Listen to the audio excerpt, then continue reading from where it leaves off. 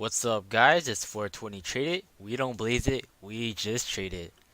Now, um, last week or this week, to be exact, was one of the worst week for the stock market because everything was pretty much down. We started showing weakness, and we got a job report on Friday that um there was a data that showed 20,000 like employed instead of 180 which they expected. So let's get into this article. Job creation grinds to a near halt in February. Wages still on the rise. Job growth screeched to a near halt in February with non-farm payrolls up just 20,000 as the unemployment rate fell to 3.8%. It was the worst month for job creation since September 2017, offset somewhat by a solid increase in wages. The month fell short by a relatively modest expectation of 180,000 from economists surveyed by Dow Jones. Now, that is a big difference, and I'm pretty sure everyone didn't like this news. Like, that's why Dow Jones fell, S&P fell, SPY fell, um Nasdaq fell, like everything in the market just fell because of the weakness of jobs creating and how they fear that there's going to be a recession coming soon, less jobs created, and so on. So I'm not going to read this full article. If you're interested, you can simply go on CNBC and you can just look up the job reports. And yeah, let's get on to my top two picks for, I guess, March. So my first pick is CanTrust. I really like this company. Um, it's one of the top three mid caps for Canadian licensed producers. So CanTrust, Hexo, and OGI. Those are the top three mid caps. But I really like CanTrust, despite of all the recent news and weaknesses has been showing. It's just like a buying opportunity. It's on sale for me. And even though they did have that shelf perspective, um, I think they can really use that money to expand globally. So let's get into the charts. So on Friday, we did have a gap down open, which did lead to a recovery. It was a weak bounce, but we still recovered back to where we opened actually, like back to where we closed at the end of the day. So it wasn't pretty bad at all. So yeah, look at this hammer doji, hammer candle. You just bounce back. Similar volume as of Thursday, but Thursday had more selling pressure. But the hourly RSI was extremely oversold that day. It was like when we opened, it was around like 25-ish. So that was my turn to buy. So I bought some more shares around 1070, and then I'm still holding on to my shares. Like earnings are coming up. I feel like they're gonna release good news about what they're gonna use that $700 million for, and potentially they could surprise us with an investment, like an equity investment from a huge company like Diageo or Steam Whistle or any big company like that, or Coca-Cola even. Like the possibilities are endless, and this is a new industry, guys, and I really believe like this can be really huge in the future. So yeah, CanTrust, I really like their share structure. They only have 100 million shares outstanding. Their fully diluted shares outstanding is 119 million. So it's not too bad. It's not like ACB, which has like roughly a billion shares outstanding. So this stock can still move pretty good. And yeah, they have 86 million in cash. They also have like the investment group from Breakthrough Beverage, so that added $902,000. And if you want to take a closer look into their investment page, then you can head over to their website, CanTrust. I believe it's CanTrust.ca. Click on investors. It will go scroll down here, view investor presentation, and boom, there you have it. As you can see, a beautiful investor presentation. And they do have more than 57,000 patients. They have 60,000, which is pretty good because they're rising. That's how you know they're having more customers coming in, high revenue. So please, like, keep in mind on that. And I do expect their revenue, their financials to like beat expectations because CanTrust has good quality weed. It won a lot of awards, 7 awards I believe, including licensed producer of the year. Yup. So plus 6 additional awards. So yeah, that's 7 awards.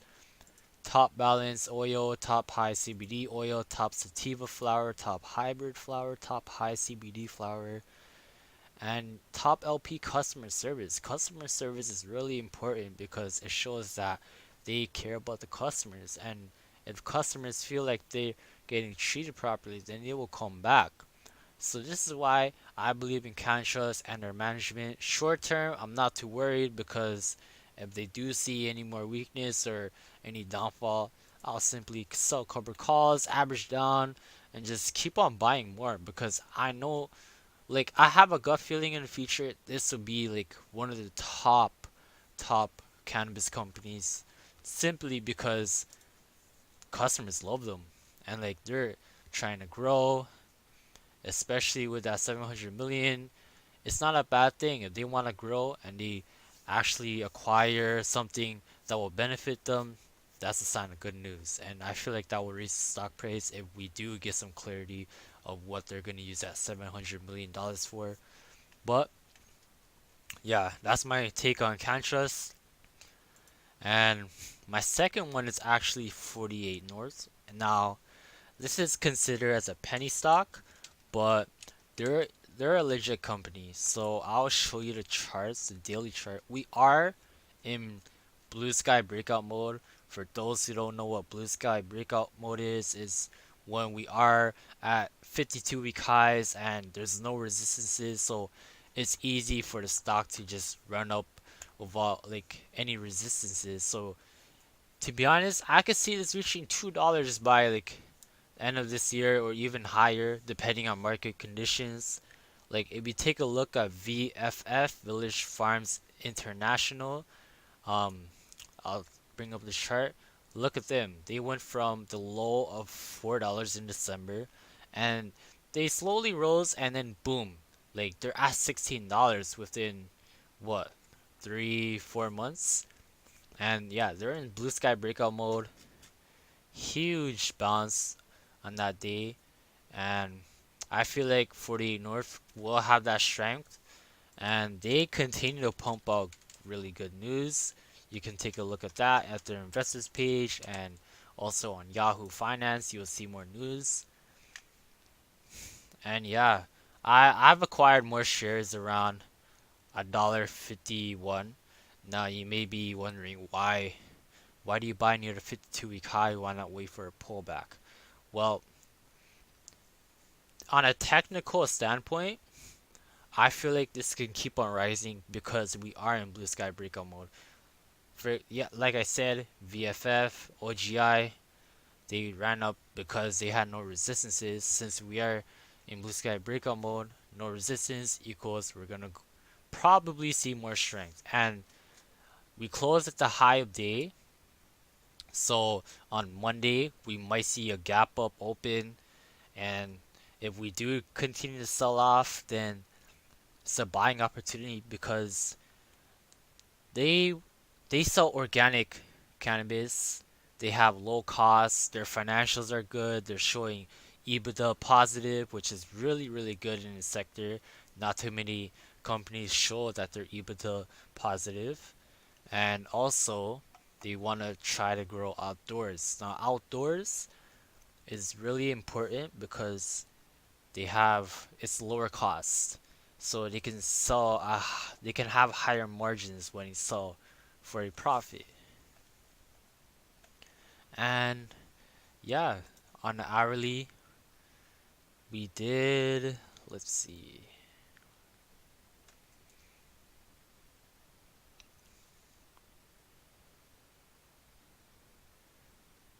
We opened up at 140, which is a really good price point to buy at actually, considering we did open pretty low.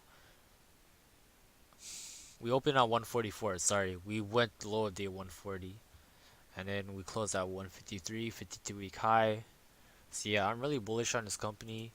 They they have basically the same share structure as Cantra's, 111 million shares, which again isn't too bad.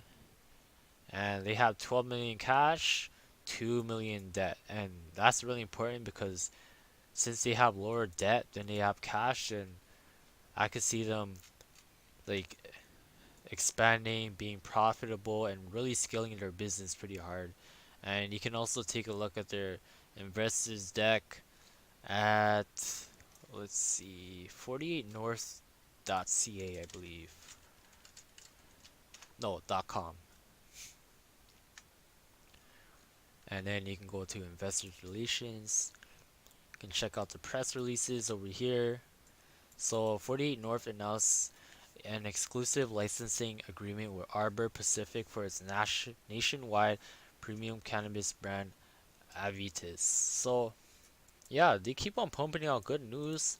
Their financials are doing well, EBITDA positive, showing signs of like profitability, and yeah, that's my take on it. It's in my opinion, it's still undervalued at this price, but I would like to see a bit of a pullback since we did run up from like the low of 60, 50 range, and then yeah, we just kept on running up. Short-term support, I would say, is, let's get this over here, 140. We can hold 140, then blow some more confidence that we can keep on pushing out to another 52-week high. Another support would be at 120. So let's check the hourly. Another short-term support would be 144. We can hold 144 first thing on Monday. Then that shows signs that we're still pretty strong and we can push this price even higher. So yeah, that's my two top picks for March, I guess, and going on to April, we can update it as we go. And yeah, please do your due diligence. Like, please take a look at their presentation and also take a look at um their financials and everything. Also take a look about their share structure, look at the charts. Like, please study and do your own research when you invest in a company, not because I chose it. And yeah, don't forget to like, comment, subscribe, hit the post notification bell, and yeah, I'll see you guys in the next video. Peace.